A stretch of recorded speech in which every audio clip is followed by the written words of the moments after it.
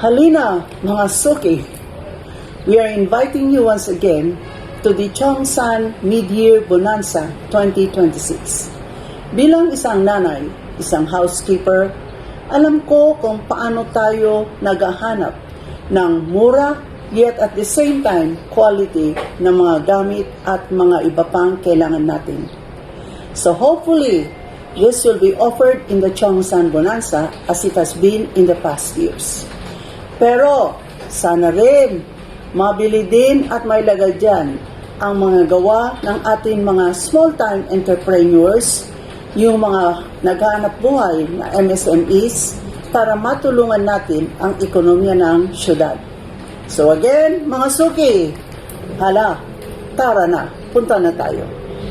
This is Councilor Betty Lourdes Tabanda saying, shop wisely.